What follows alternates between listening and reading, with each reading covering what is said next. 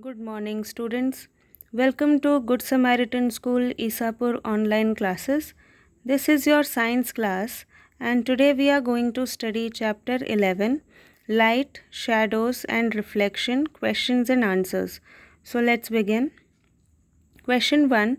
Rearrange the boxes given below to make a sentence that helps us understand opaque objects.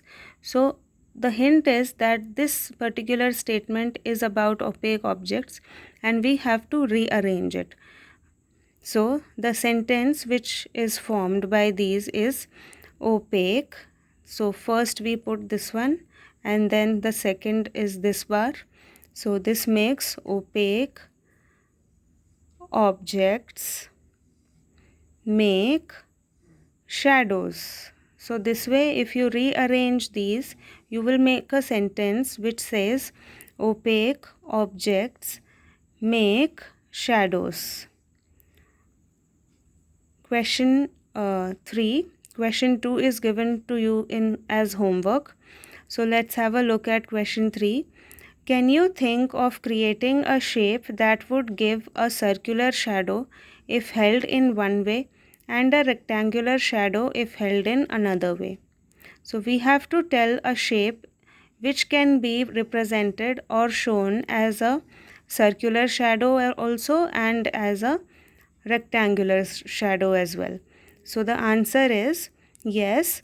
There are many things which give a circular shadow if held in one way and a rectangular shadow if held in another way. For example, a cylinder, a circular disc, etc. So in this figure you can see here we have a cylindrical bar. So if you hold the cylinder like this and here is the light source, then the shadow that is formed on the screen is circular. But if you hold it like this, then the shadow formed is rectangular. So the same object can show both types of shadows, circular as well as rectangular. It depends on the angle or the way you are holding the object. Next question. Question 4. In a completely dark room, if you hold up a mirror in front of you, will you see a reflection of yourself in the mirror? Answer: no. In a completely dark room, no image will be formed because there is no light in the room. So no reflection of light takes place and no image will be formed. This is the reason that we are not able to see in the night. Here are some extra questions, children. Question 1. Define reflection of light.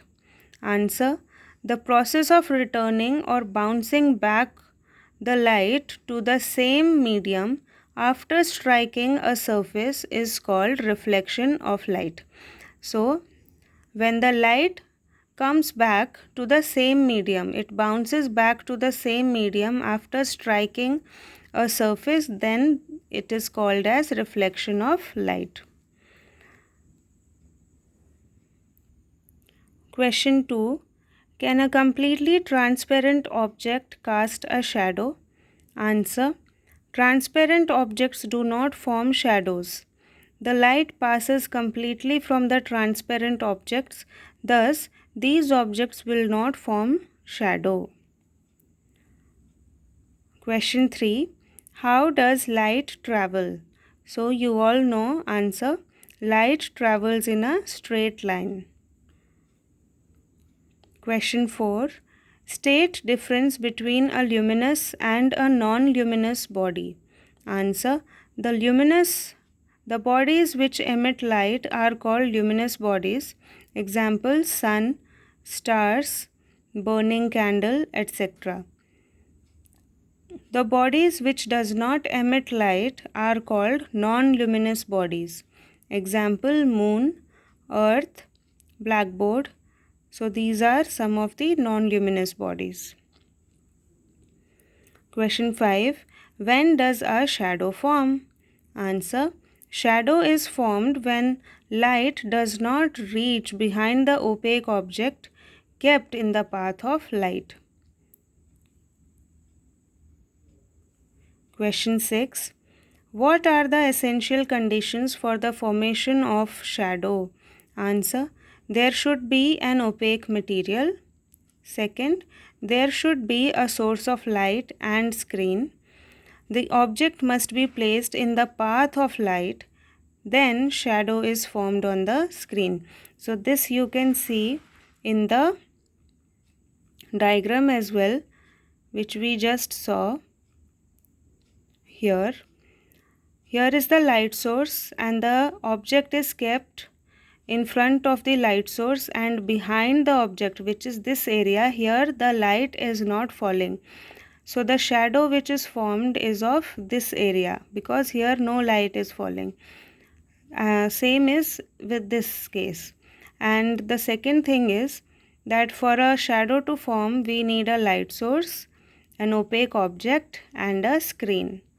And the object should be in the path of the light source, in the path of the light. Then we can see a shadow. So children, this way through the diagram you can relate to the conditions in which the shadow is formed. Here this question.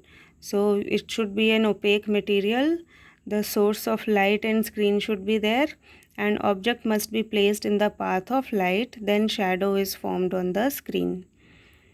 So children, your homework is classify the objects or materials given below as opaque, transparent or translucent, and luminous or non-luminous.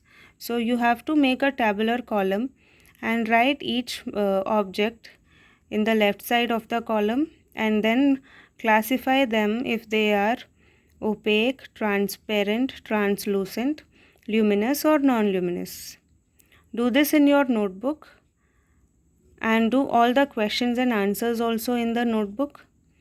We will meet again in the next class.